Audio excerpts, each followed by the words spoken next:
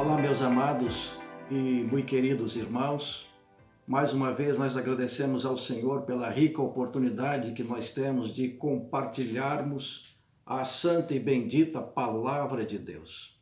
Conforme tema que nós recebemos no domingo passado, nós pensamos sobre o tema buscando a Deus para o fortalecimento da nossa fé, não é? E usamos como texto base o texto sagrado encontrado lá no livro do profeta Jeremias, no capítulo de número 29, versículo 12 a 14, quando o Senhor Deus assim nos diz: então me invocareis e orareis a mim, e eu vos ouvirei. Buscar-me-eis e me achareis quando me buscareis de todo o vosso coração, e sereis achado de vós, diz o Senhor. Meus amados, eu quero convidá-los a que continuemos, buscando a Deus dia após dia, porque buscar a Deus de todo o nosso coração deve ser a prioridade da nossa vida.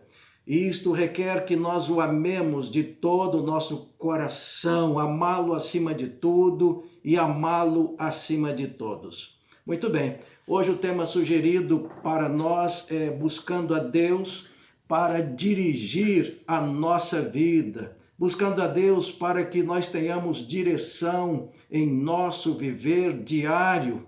Mas o que é buscar? Quando nós consultamos um dicionário da língua portuguesa, nós vamos encontrar alguns sinônimos para o buscar. Buscar é procurar, é descobrir, é investigar, é inquirir, é pesquisar, é apelar, não é? Então, quando nós buscamos a Deus, estamos procurando inquirir no sentido de fazer com que nós conheçamos mais o Senhor, conheçamos mais a palavra do Senhor e procuremos praticar mais a santa e bendita palavra do Senhor. Mas também há um outro verbo, o verbo transitivo direto para dirigir, que quer dizer exercer a direção de, governar, gerir, conduzir, liderar, conduzir, dedicar, administrar, apacentar, chefiar, comandar. Mas antes de entrarmos no texto sagrado, de pensarmos bem sobre esse tema, eu gostaria de sugerir algumas perguntas para nossa análise pessoal, que nós tentemos responder estas perguntas e ao respondê-las, tentemos também fazer uma análise pessoal da nossa vida. A primeira pergunta é: eu tenho verdadeiramente buscado a Deus de todo o meu coração? Deus tem dirigido a minha vida? Deus tem sido o governante supremo da minha vida? Eu tenho dedicado a minha vida inteiramente ao Senhor? A outra pergunta é: Deus tem livre acesso para administrar a minha vida, a minha família, os meus bens, os meus negócios, os meus estudos, o meu namoro, o meu casamento, os meus relacionamentos sociais? Deus tem liberdade para isso em minha vida? Enfim, eu tenho sido apacentado verdadeiramente pelo Senhor nosso Deus? Após você ter feito esta análise, eu gostaria que nós então juntos sejamos desafiados a buscarmos a direção do Senhor nosso Deus. Em primeiro lugar, devemos buscar a direção de Deus em oração.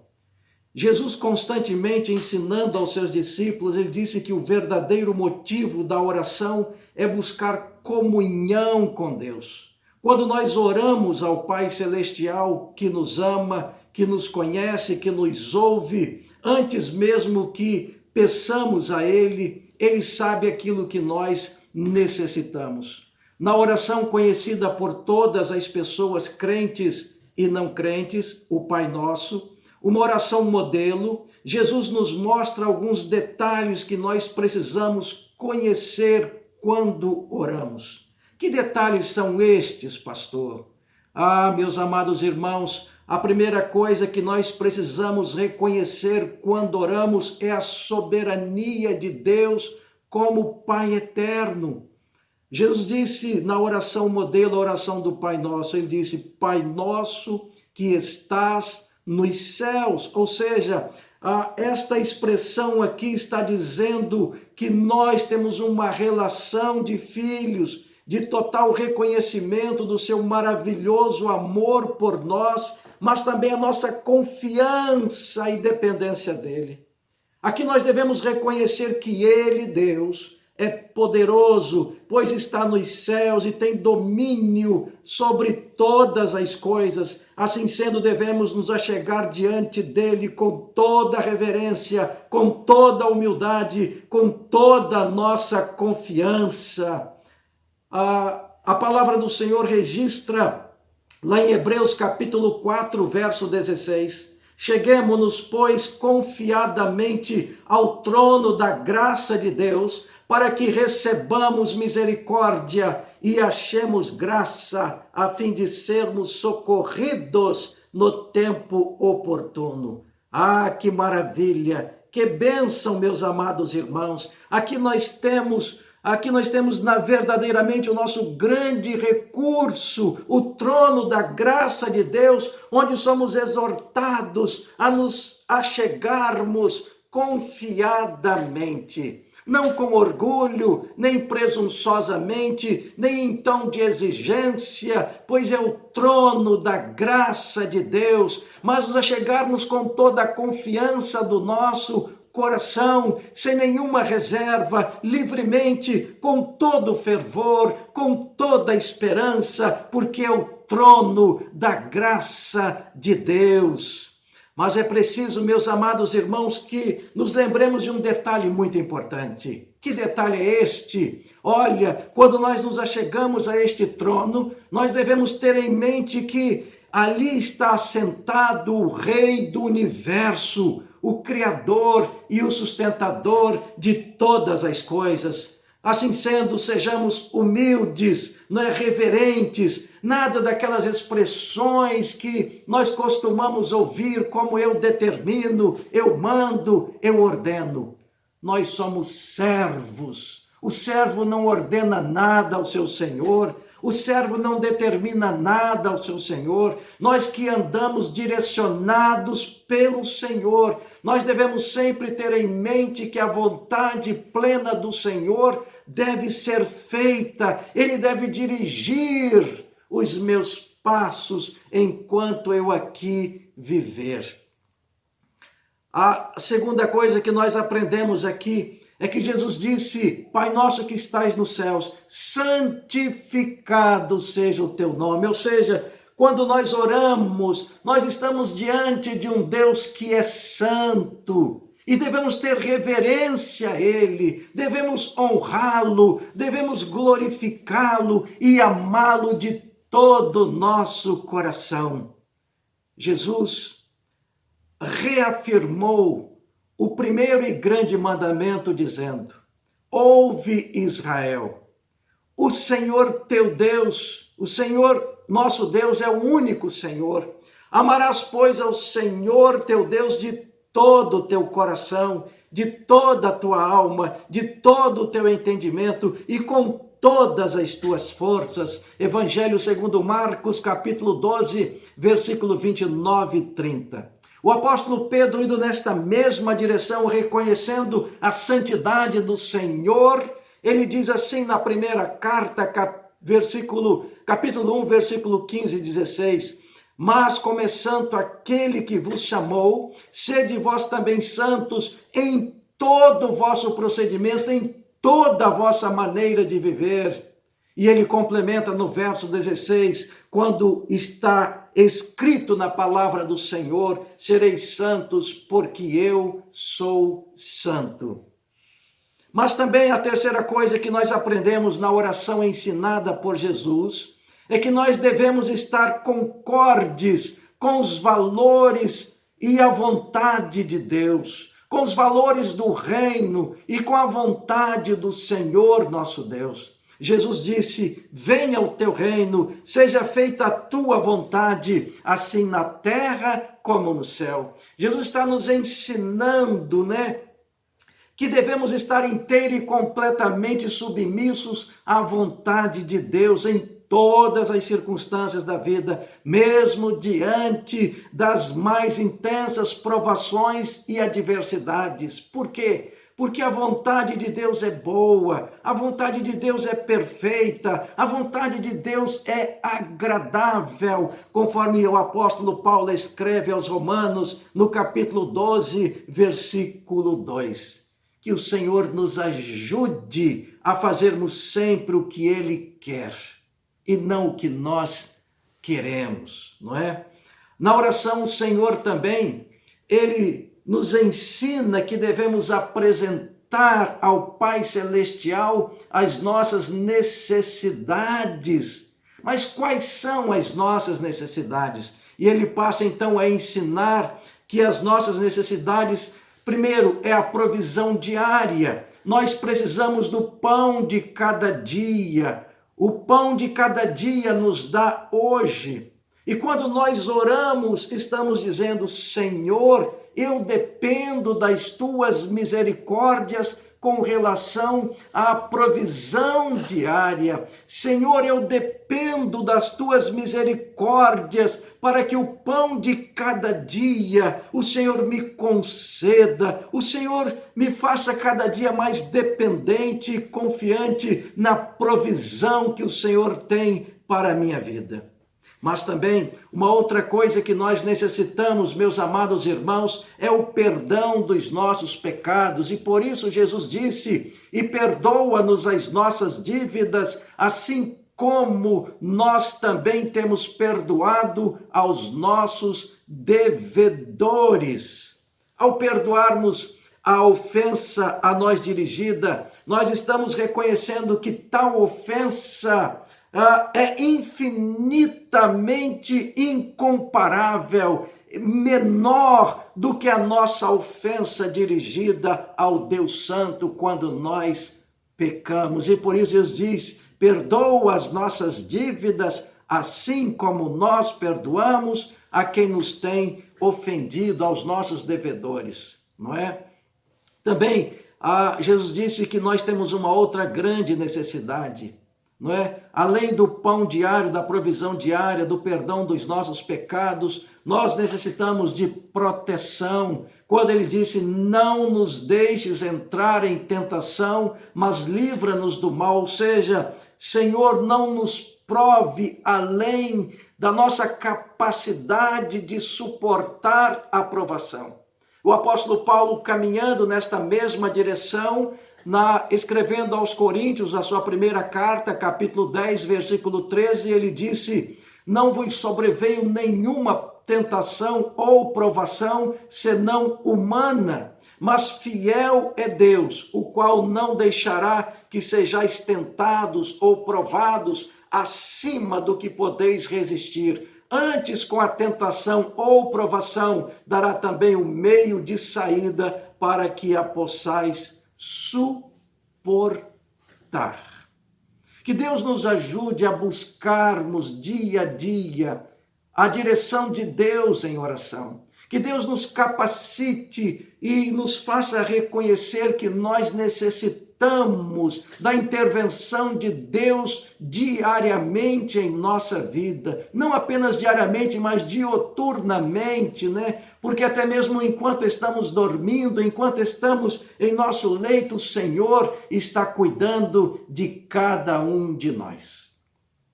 Em segundo lugar, devemos estar buscando a direção de Deus no caminhar diário. Jesus afirmou lá em Lucas, no capítulo 9, versículo 23, registrou Jesus dizendo assim: se alguém quer vir após mim, negue-se a si mesmo, tome cada dia a sua cruz e siga-me. E por diversas vezes o Senhor reafirmou esta grande verdade de que devemos depender de sua direção dia a dia, de que nós devemos fazer com que a nossa vida de seguidores dele, de discípulos dele, de que buscam a direção dele, esteja sempre com os olhos direcionados neste alvo que é Jesus. Mas sabe, irmão, ao invés de permitirmos ser governados e conduzidos pelo Senhor, muitas vezes nós queremos tomar a dianteira. Ao invés de seguir a Jesus, nós queremos ir à frente de Jesus. Olha, uma vida sem submissão à direção de Deus é como um veículo desgovernado ladeira abaixo. É como um carro desgovernado, um carro sem direção, descendo ladeira abaixo em uma estrada sinuosa. Muitas vezes as nossas vidas se comparam a este veículo, um veículo desgovernado, descendo uma estrada sinuosa, descendo uma estrada cheia de curvas, não é? E com o que vai acontecer? Vai acontecer exatamente um desastre, e muitas vezes a nossa vida também se compara a um veículo desgovernado descendo uma estrada sinuosa. Mas por que nós devemos e precisamos da direção de Deus em nosso viver, meus amados e queridos irmãos? Primeiro, nós precisamos da orientação divina em todas as nossas decisões. Lá no capítulo 24, a palavra do Senhor nos diz que Josué, já prestes a partir, prestes a morrer, ele reúne todos os líderes de Israel, ele faz uma convocação àqueles líderes e sugere para eles duas alternativas para uma só escolha: o buscar a orientação de Deus, a direção de Deus, ou afastar-se desta direção de Deus, não é? Lá no capítulo 24, versículo 15, Josué diz assim àquele povo: mas se vos parece mal o servirdes ao Senhor, escolhei hoje a quem haveis de servir, se aos deuses a quem serviram vossos pais, que estavam além do rio, ou aos deuses dos amorreus em cuja terra habitais. Porém eu e a minha casa serviremos ao Senhor. Porém eu e a minha casa serviremos ao Senhor. Estavam ali reunidos os líderes da nação judaica, os líderes de Israel, os líderes das tribos de Israel. E Josué então faz este desafio, apresenta duas alternativas de escolha. É interessante, meus irmãos, que muitas vezes nós tomamos decisões erradas na vida exatamente por não buscarmos a orientação de Deus, por não buscarmos a direção de Deus. O saudoso pastor Nilson do Amaral Fanini, em um de seus sermões, ele apresentou duas alternativas erradas, não é? Porque as pessoas também tomam decisões erradas. A primeira, ele diz que é a influência e insistência de terceiros. Exatamente por causa da influência e insistência de terceiros, muitas pessoas tomam decisões erradas em suas vidas, não é? Sabem o que é certo, no entanto, para agradar amigos, para agradar familiares, para agradar colegas de escola, para agradar colegas de trabalho, acabam tomando decisões erradas e com isso desagradam ao Senhor Deus. Outros, dizia ele, têm um horizonte muito limitado, ou seja, olham apenas para esta vida, para as coisas materiais. É como se essas pessoas estivessem acometidas de uma miopia espiritual. Nós também devemos buscar a Deus, porque nós estamos sujeitos a angústias em nossa vida. Meus amados irmãos, mesmo sendo crentes em Jesus Cristo, nós não estamos imunes às angústias, nós não estamos imunes às doenças depressivas, aos problemas depressivos, aquilo que verdadeiramente trazem desgosto à nossa alma, ao nosso coração, não é? Mas o que é uma angústia? Uma angústia é um estado estado de ansiedade, de inquietude, de sofrimento, que pode ser causado por acontecimentos dolorosos, por adversidades das mais variadas, por frustrações ou pela perspectiva de que algo ruim possa acontecer. Se nós nos atermos ao Salmo de número 4, Davi está enfrentando uma situação de solidão, de abandono, de decepção e aperto diante dos perigos e também da dor que ele sentia, causada por ter que lutar contra seu próprio filho Absalão, não é? Nós sabemos que quando nós estamos angustiados, nós temos dificuldades para conciliarmos com o sono, não é? Mas o salmista Davi, ele vai dizer assim, olha, mesmo diante das angústias, eu posso dizer, eu me deito em paz, eu vou dormir em paz, porque o Senhor me dá segurança. Ah, que maravilha, meus irmãos! Lá no versículo 8 ele vai afirmar exatamente isso, que a sua segurança, que a sua paz estava no Senhor, que dirigia a sua vida, que dirigia os seus passos e o seu viver. Então, por isso que ele podia confiar no Senhor Deus, né? É importante ainda observar, meus amados irmãos, que aqueles que buscam a direção de Deus encontram segurança e abrigo na adversidade. O Salmo 46, ele foi composto numa ocasião de grave crise nacional que ameaçava a segurança e a continuidade do povo de Deus. E foi num momento de aperto, de angústia sem medida, pois Jerusalém já estava cercada pelo exército de Senaqueribe, rei dos assírios, por mais de 2 anos. Senaqueribe tinha em suas mãos a maior potência militar e econômica daquela época. A fome e o terror já invadiam os moradores de Jerusalém, não é? E foi nessa ocasião que o rei Ezequias, então, busca a direção de Deus para ele, para a sua família e para o seu povo. E o que a Bíblia diz? A Bíblia diz que como resultado de Ezequias buscar a direção do Senhor, que o Senhor então enviou o seu anjo e 180.000 soldados assírios morreram.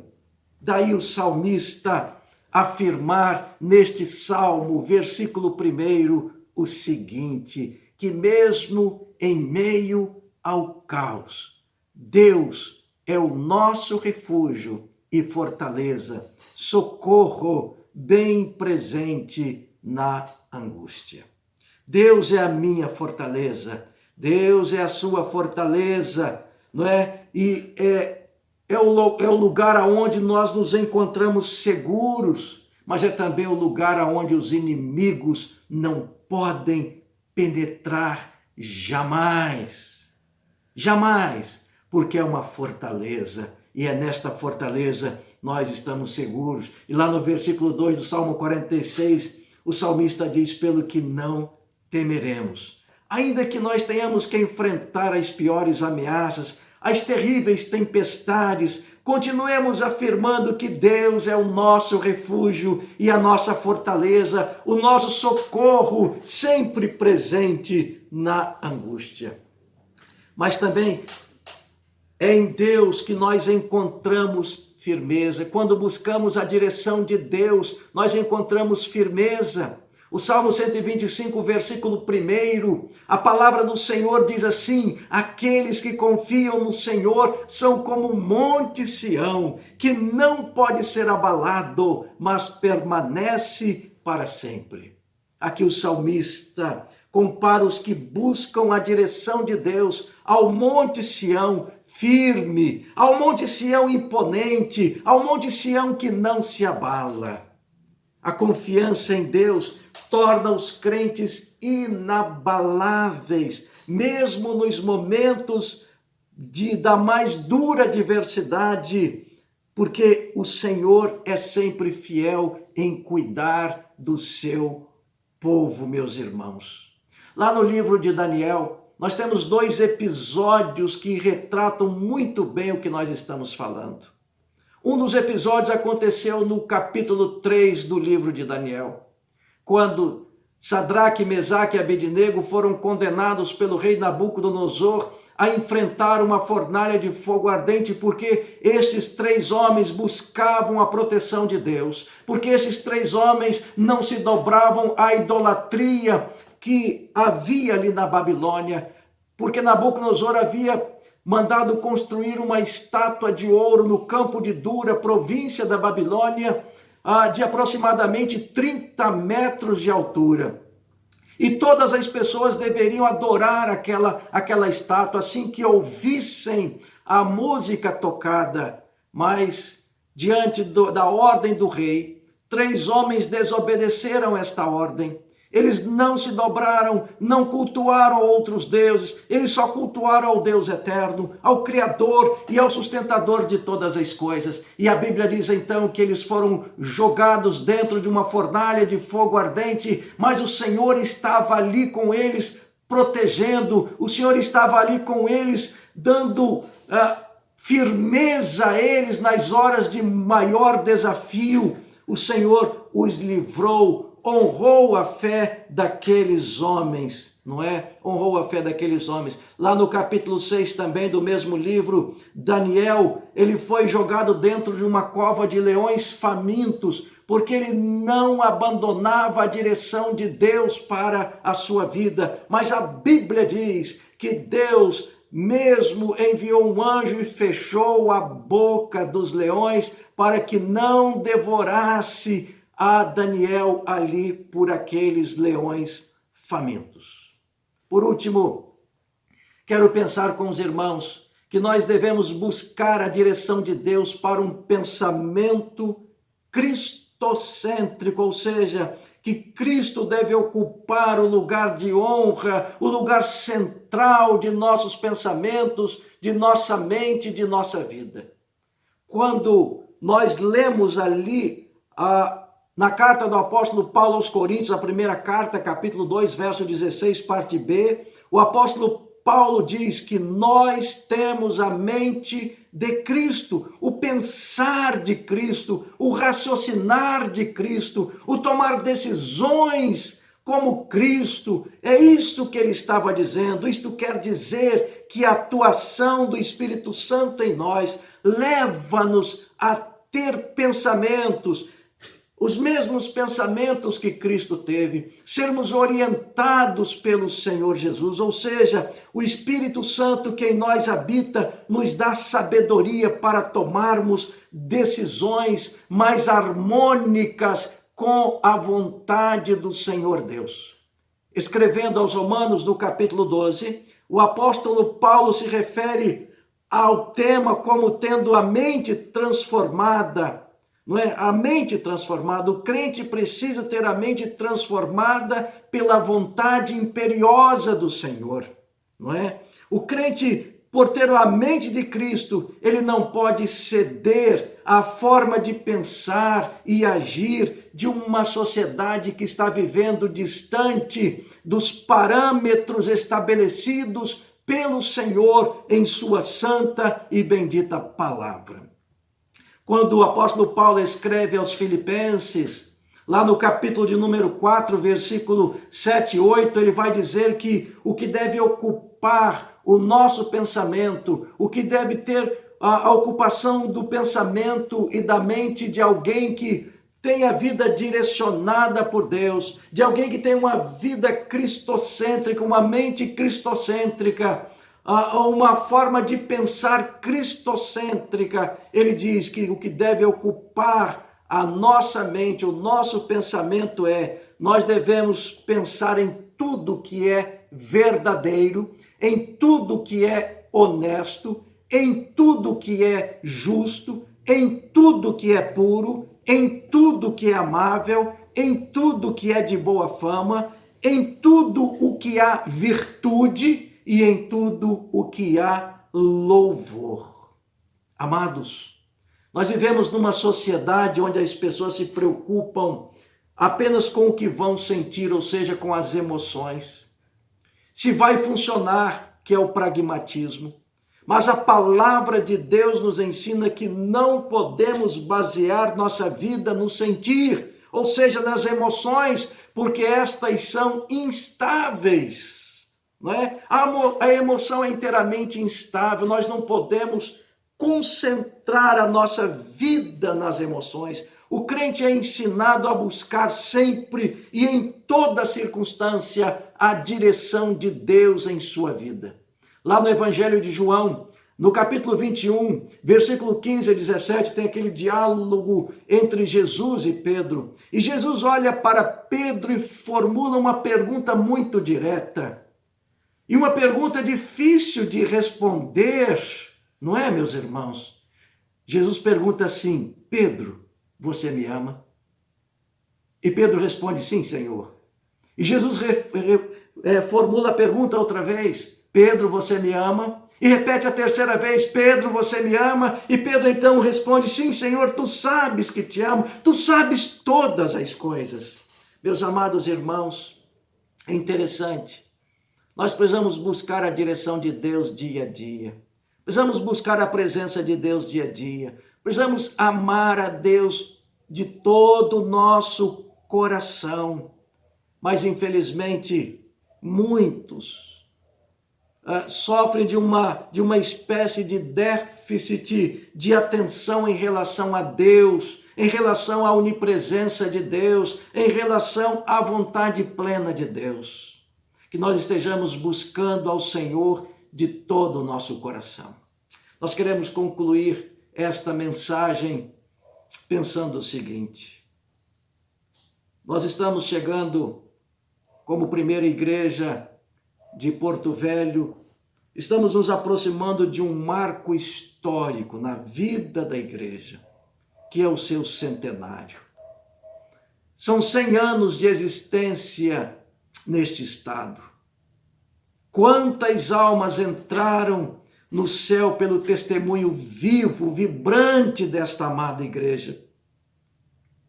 Quantos batismos realizados, que bênção! Quantos missionários sustentados nestes 100 anos de linda história eclesiástica. Quantos evangelistas e pastores preparados. Grandes nomes da história batista mundial passaram por esta igreja ensinando a santa e bendita palavra de Deus. Quantas congregações e igrejas abertas em todo o estado de Rondônia, dando uma contribuição sem igual para o crescimento do reino de Deus neste estado, servindo para a glória de Deus como instrumento vivo nas mãos do Senhor, para fazer com que o reino de Deus continue se expandindo neste estado. Ah, meus amados irmãos, como presidente da Convenção Batista do estado de Rondônia, eu louvo a Deus pela existência desta igreja. Eu louvo a Deus porque esta igreja tem marchado com os seus olhos voltados para Jesus, autor e consumador da nossa fé. Louvo a Deus porque esta igreja tem contribuído de uma maneira extraordinária para o crescimento do reino de Deus no estado, no Brasil e no mundo inteiro, por meio do sustento missionário. Meus amados irmãos, nós estamos verdadeiramente nos umbrais do mais lindo aniversário da igreja, que é o seu centenário. Para tanto, nós somos aconselhados pela palavra do Senhor a continuarmos buscando a direção de Deus e reconhecermos que até aqui, como diz a palavra do Senhor, o Senhor nos ajudou. Até aqui, até este ponto, temos sido ajudados pelo Senhor. Mas continuemos buscando a direção de Deus e olhando para frente, até que o Senhor volte para buscar a sua igreja. Com relação a isto, nós podemos bradar, meus irmãos, confiada, solene, alegremente: o Senhor proverá. O Senhor proverá. Que Deus assim nos abençoe e direcione sempre as nossas vidas para o centro da sua vontade, que é boa, que é perfeita e que é agradável. Amém.